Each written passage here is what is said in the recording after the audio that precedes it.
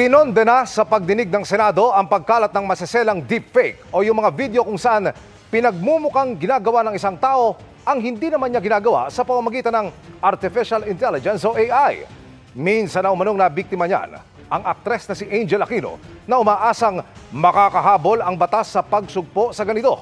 Nakatutok si Ian Cruz.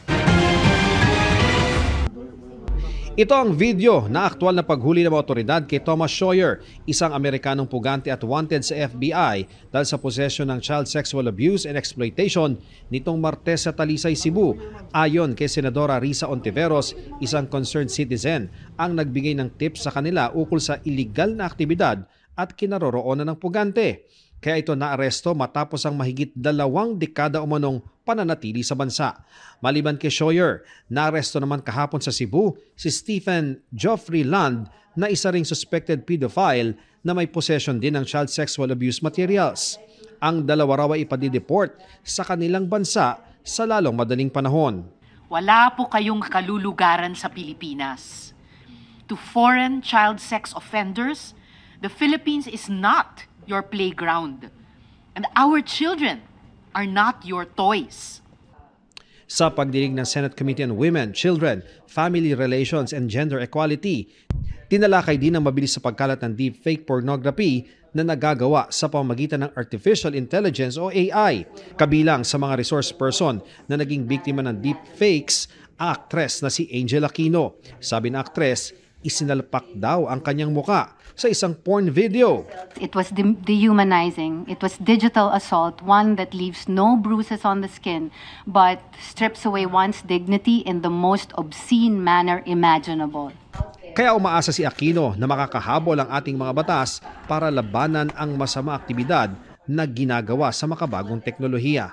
These deepfake photos and videos hurt and violate real people. I urge you all to take action, punish the perpetrators, those who share and repost, the websites that host it, the platforms that turn a blind eye while it spreads. Naging biktima rin ito ang anak ng influencer na si Queen Hera na ginawa ng deepfake videos. Nakapanlulumo raw na ang isang inosenteng post ng larawan ng anak ay magagamit pala ng masasamang loob sa dark web. This is a grave violation of dignity, privacy, and human rights. As a mother, it has been heartbreaking and deeply painful to witness how this exploitation has affected her well-being, her reputation, and her safety.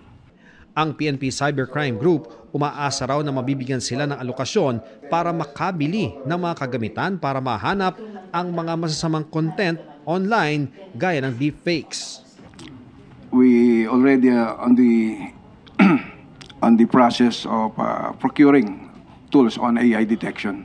We have submitted a 3-year procurement plan for the PNP-ACG, and one of these tool is the detection of artificial intelligence.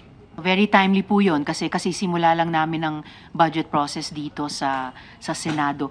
Si Senador Sherwin Gatchalian, inalerto naman ang mga law enforcement agencies na siyasatin ang sumisibol na modus kung saan ang mga tahanan o unit ay may mga nakatagong kamera para videohan ang mga taong nagre-renta na kalaunan ginagamit sa pambablackmail. Maliliit na hidden cameras all over the place, all over the rented apartment.